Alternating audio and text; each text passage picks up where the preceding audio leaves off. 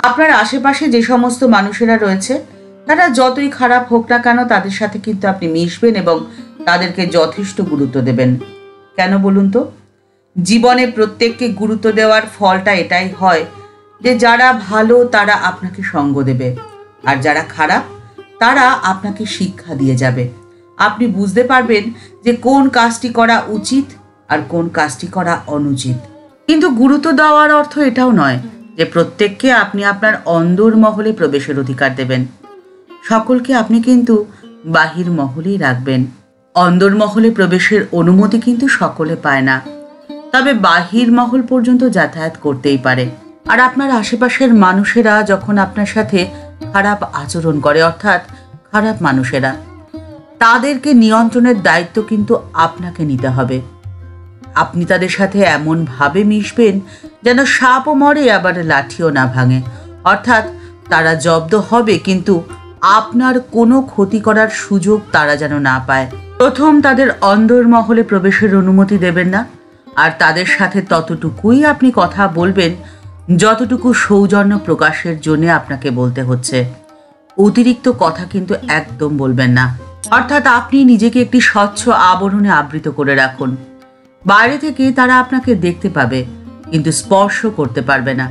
আর এর জন্য আপনাকে হালকা হতে হবে।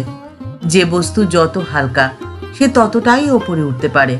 পাখি তখনই আকাশে ওড়ে যখন তার শরীরের মধ্যে বাতাস প্রবেশ করিয়ে নিজেকে হালকা করে নেয়। কিন্তু আপনি নিজেকে হালকা করবেন কি করে? সেই পথের সন্ধান দিয়েছেন ঠাকুর স্বয়ং। ঠাকুর বলছেন যে দেখো, বেলের খোলটা আর বিচি বাদ দিলে ভেতরে কিন্তু বেলটার আর কোনো ওজন থাকে না, শাঁসটুকু পড়ে থাকে। সংসারের এই সার বস্তুটিকে তুমি যদি গ্রহণ করতে পারো তবেই তুমি হালকা হতে পারবে। আর সার সত্যটিকে তখনই উপলব্ধি করা সম্ভব যখন আমিত্ব বোধ থেকে তুমি নিজেকে মুক্ত করতে পারো। যতক্ষণ আমি বোধ থাকে ততক্ষণ পর্যন্ত সত্যের অনুভূতি হয় না। চোখে যদি কালো পট্টি বেঁধে রাখো তাহলে পৃথিবীকে তো অন্ধকার বলেই মনে হবে। ঠাকুরের চিরন্তন বাণী, ব্রহ্ম সত্য জগৎ মিথ্যে। ঠাকুর বলছেন কিন্তু যতক্ষণ আমি বোধ থাকে ততক্ষণ এই জগৎকে মিথ্যে বলার কোনো উপায় নেই। তাই আমি বোধ থেকে নিজেকে মুক্ত করো এবং সত্যকে উপলব্ধি করো। দ্বিতীয় কাজটি আপনাকে যেটি করতে হবে সেটি হলো নিজেকে সব সময় আনন্দে রাখতে হবে। হাজার আলোর ঝাড়বাতি যদি আপনি আপনার হৃদয়ে সব সময় জ্বালিয়ে রাখেন তাহলে অন্ধকার কোনখান দিয়ে প্রবেশ করবে বলুন তো? আপনার আশেপাশের খারাপ মানুষ যারা আপনার খারাপ চাইছে, আপনার সাথে খারাপ আচরণ করতে চাইছে, অর্থাৎ তারা আপনার জীবনকে অন্ধকারে ভরিয়ে দিতে চাইছে, তাদের কি সেই ক্ষমতা হবে? আপনার আনন্দের আলোর পাশে তো তারা দাঁড়াতেই পারবে না, তারা ছিটকে বেরিয়ে যাবে আপনার কাছ থেকে। কিন্তু এই দুঃখের সংসারে নিজেকে আনন্দে রাখবেন কি করে?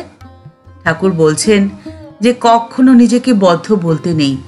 যারা বলে আমি বদ্ধ তারা বদ্ধই থেকে যায়, কিন্তু যারা বলে আমি মুক্ত, আমি আনন্দময়, তারা সব সময় আনন্দে থাকে। ঠাকুরের এই ভাব এবং আদর্শকেই স্বামীজি প্রকাশ করেছেন নতুন আঙ্গিকে। একবার একজন স্বামীজিকে প্রশ্ন করছেন, আচ্ছা স্বামীজি, আমাদের জীবনের দুঃখের কারণ তো আসক্তি, তাহলে তো আসক্তি শূন্য থাকলেই আমরা আনন্দে থাকতে পারবো।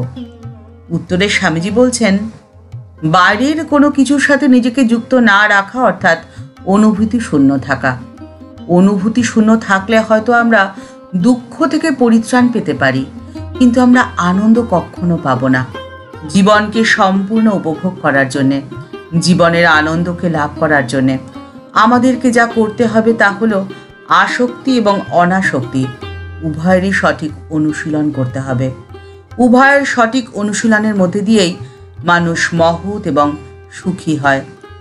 সমস্যা এখানে একটাই যে আমরা বেশিরভাগই এই শর্তের অর্ধেক মাত্র পূরণ করতে পারি, অর্থাৎ আমরা আসক্ত হওয়ার শক্তি রাখি কিন্তু প্রয়োজনে অনাসক্ত হতে পারি না। অনাসক্ত হওয়ার উপায় কি? স্বামীজি বলছেন যে অনাসক্তির অভ্যাস করতে হলে আমাদেরকে প্রভুর মতো আচরণ করতে হবে, অর্থাৎ কারোর কাছ থেকে কোনো প্রত্যাশা না রেখে দাতার আসন গ্রহণ করতে হবে। যদি তুমি দাতার আসন গ্রহণ করতে পারো তবেই তুমি জীবনকে সম্পূর্ণ উপভোগ করতে পারবে, জীবনের আনন্দকে লাভ করতে পারবে এবং হৃদয়ের মধ্যে হাজার আলোর ঝাড়বাতি জ্বালিয়ে রাখতে পারবে সারাক্ষণ। তাহলে আশেপাশে যতই খারাপ মানুষ থাকুক না কেন, আপনার কোনো ভয় থাকবে না। ঠাকুরমা ও স্বামীজির চরণে প্রণাম জানিয়ে আজকের পর্ব এই পর্যন্তই। দেখা হচ্ছে পরের পর্বে। আজকের পর্বের উপস্থাপনা আপনার যদি ভালো লেগে থাকে তাহলে লাইক বাটনটি প্রেস করে দিতে ভুলবেন না, আর আপনার মতামতটি কমেন্টস বক্সের মধ্যে জানালে আমাদের ভালো লাগবে। এই ভিডিওটি আপনার যদি ভালো লেগে থাকে তাহলে অনেকের মধ্যে শেয়ার করে দেওয়ার অনুরোধ রইল। আপনি যদি এই চ্যানেলে নতুন হয়ে থাকেন তাহলে চ্যানেলটিকে সাবস্ক্রাইব করে বেল বাটনটা ক্লিক করে দিয়ে অল বাটনটিতে ক্লিক করে দিতে পারেন। তাহলে এই চ্যানেলে ভিডিও পোস্ট হলেই আপনার কাছে নোটিফিকেশনটি চলে যাবে। সবাই ভালো থাকবেন, সুস্থ থাকবেন। দেখা হচ্ছে পরের পর্বে। নমস্কার।